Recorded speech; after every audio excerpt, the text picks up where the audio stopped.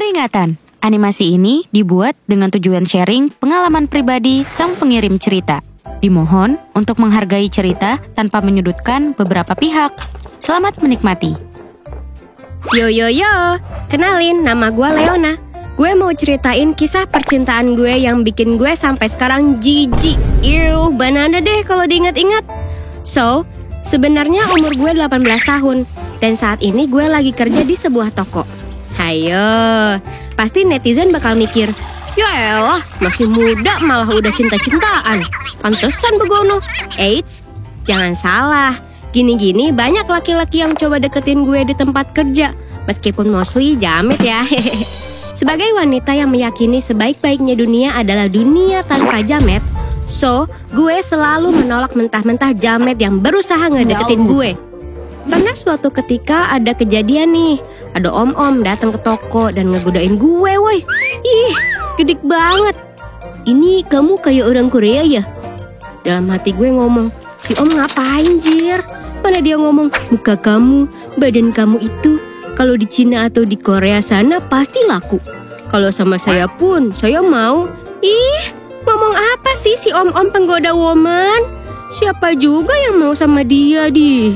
Oke, back to the topic. Suatu ketika teman gue yang namanya Mira nyeletuk ke gue sambil bilang, ini ada cowok nih mau deketin lu, minta nomor sama IG lu, gimana, kasih nggak?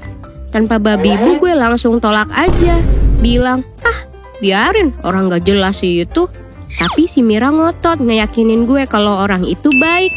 Mira juga bilang kalau cowok ini teman sekolah dia dulu, tapi gue tetap kekeh gak mau kasih. Sampai suatu hari tiba-tiba ada masuk DM tuh di IG gue. Tulisannya, si entok mulai mengikuti Anda. Dan gak lupa sama satu lagi notif permintaan pesan. Gue bacain tuh, hai, kenalin gue entok. Alih-alih balesin chatnya yang basi, gue stalking tuh akunnya. Gue liatin, wah, kayaknya gak jamet juga. Ya udah tuh, gue confirm aja dan balesin DM-nya. Gitu doang. Dan dari situ si entok DM mulu, gangguin banget deh pokoknya. Suatu hari pulang kerja motor gue mogok, gak ada jemputan dan gak ada uang di tanggal tua. Dan posisinya hujan, sedih. Lalu si entok tiba-tiba DM, nanyain gue udah pulang belum. Gue bilangin lah, lagi mogok motornya. Lalu si entok langsung jemput gue. Singkat cerita kita jadi temenan. Ingat, cuma temenan. Seminggu kenal kami ketemu lagi, karena si entok katanya lagi punya masalah. Cowok problematik. Ya udah, sebagai pendengar podcast keluh kesah yang baik, gue iyain ajakannya. Pas ketemu, tanpa babi bu, tiba-tiba dia langsung curhat. Dia cerita tentang masalah keluarganya, bokapnya yang nganggur, nyokapnya yang kerja jadi ART, adiknya yang bandel, dan dia yang terlilit hutang. Gue agak kaget tuh, ini orang kenapa percaya amat sama gue dah? Sampai cerita sebegini dalamnya.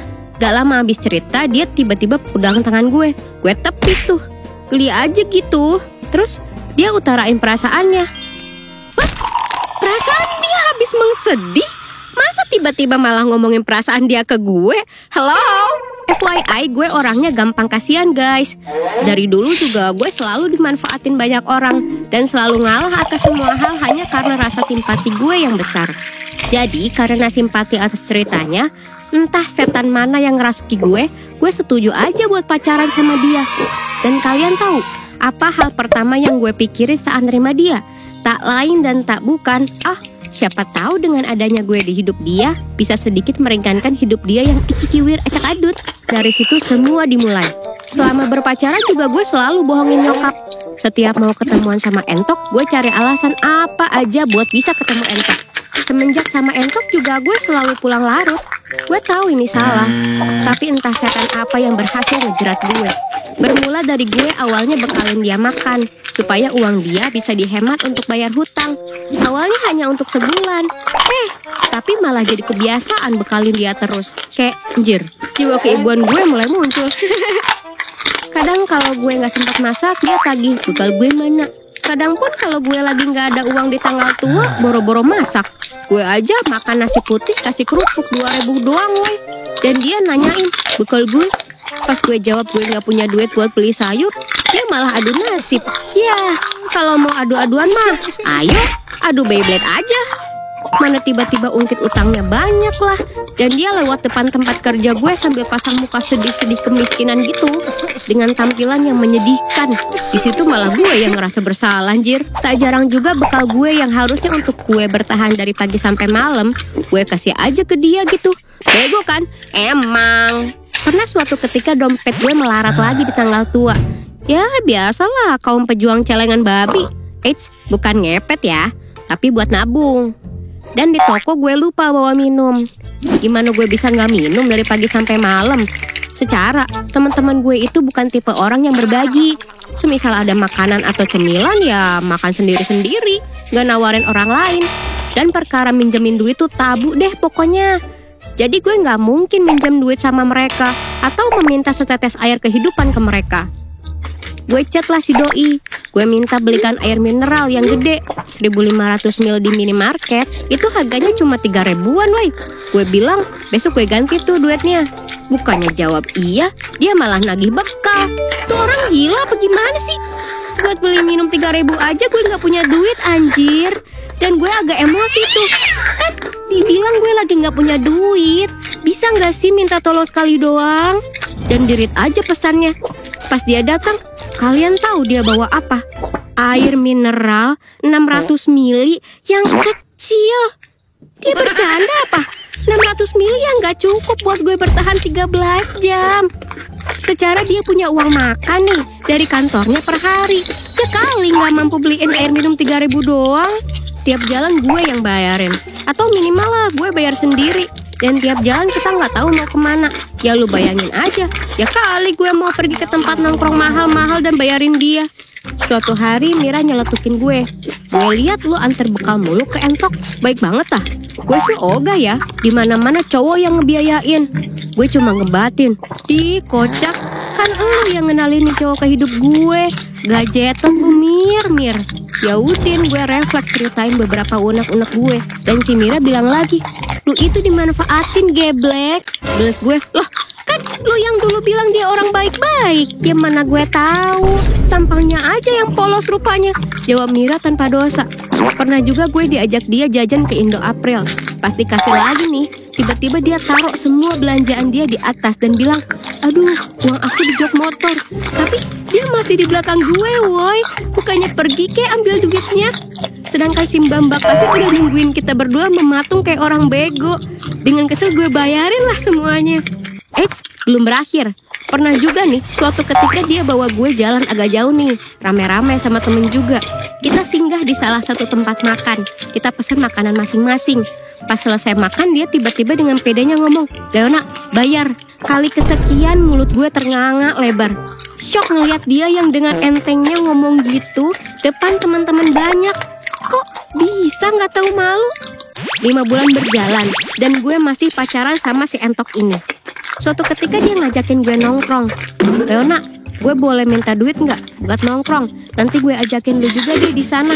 Dengan otak yang sudah dirasuki setan, gue nurut aja. Sampai di sana tempatnya redup banget. Banyak nyamuknya woy. Gue bilang, gue mau pulang, banyak nyamuk. Dan dia bilang, ya elah masih awal kali, santai aja. Malam itu berlalu. Keesokan harinya gue meriang. Kurang lebih seminggu gue demam tinggi dan maksain kerja sambil bacain chat. Bekal gue mana? Setiap hari. Gue lagi sakit. Otak lu di mana? Balas gue emosi.